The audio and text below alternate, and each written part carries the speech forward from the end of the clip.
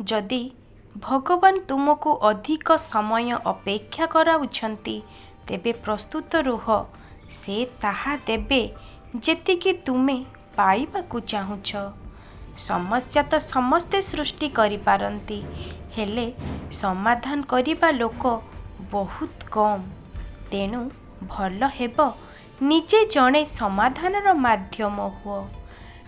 ठीक जेपरी लोक माने मृत व्यक्ति को कांध देबा एक पुण्य बोली भावंती, जदि जीवंत लोकों को सहारा देबा पुण्य भावी नेबे तेबे जीवन जीवाटा मध्य सहज होई जिवो।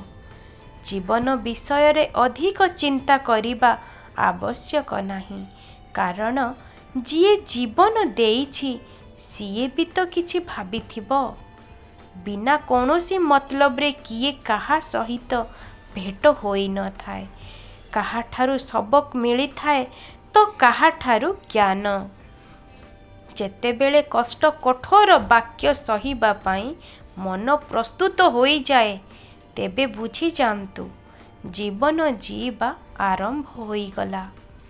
सूर्य एका ही सबुबेले चमकु थाए, तेणु निजको सूर्य भली बनेइबाकू शिखिबा पाई निज उपरे भरोसा रखिबा निहाती जरूरी।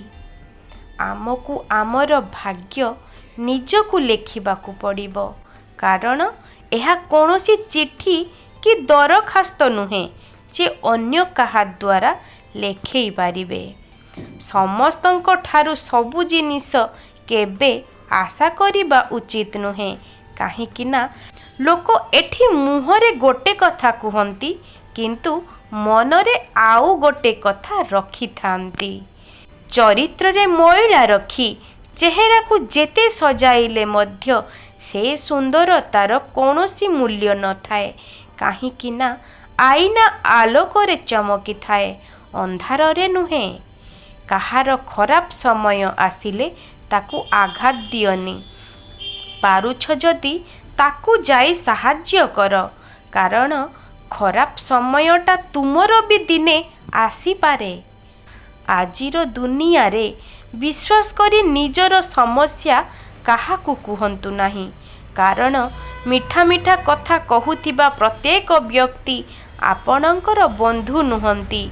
दिने ना दिने से निश्चय आपणक दुर्बलतार फायदा उठेइबो। जीवन थिले दुख अछि, दुख बिना सुखर अनुभव नाही किछि। मन को स्थिर रख, काली कौन हेबो न भाबी आजी हसी हसी सोई पड़।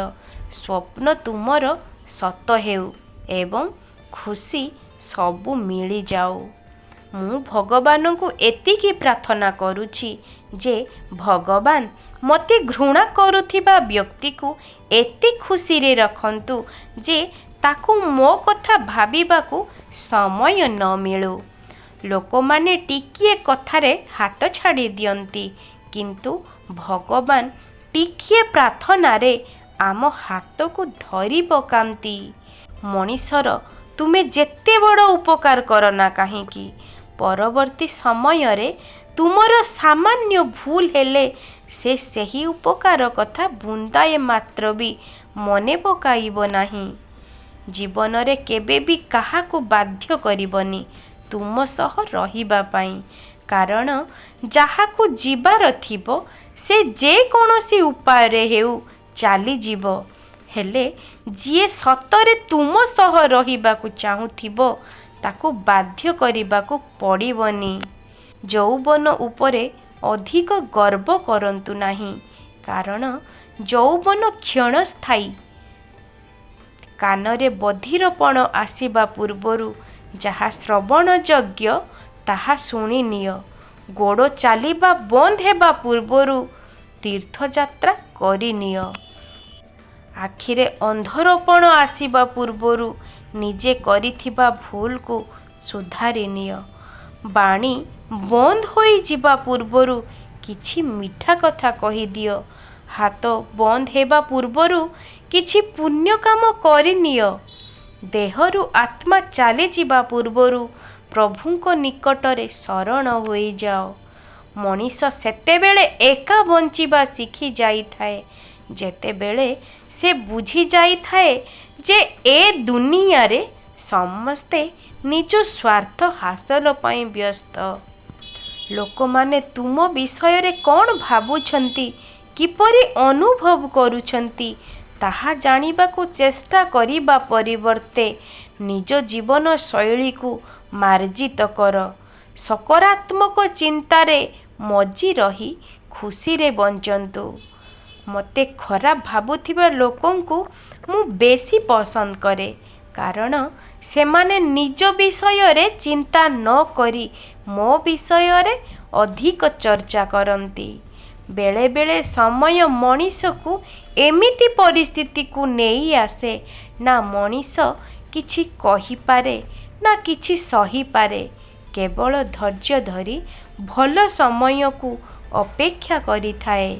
ସେ ଯେଉଁ ଭାଷାରେ ହେଉଥାଉ ନା କାହିଁକି, ଯେଉଁ ବ୍ୟକ୍ତି ସଚ୍ଚା ମନରେ ପ୍ରାର୍ଥନା କରିଥାଏ, ସେହି ପ୍ରାର୍ଥନାକୁ ଈଶ୍ୱର ନିଶ୍ଚିନ୍ତ ସ୍ୱୀକାର କରନ୍ତି।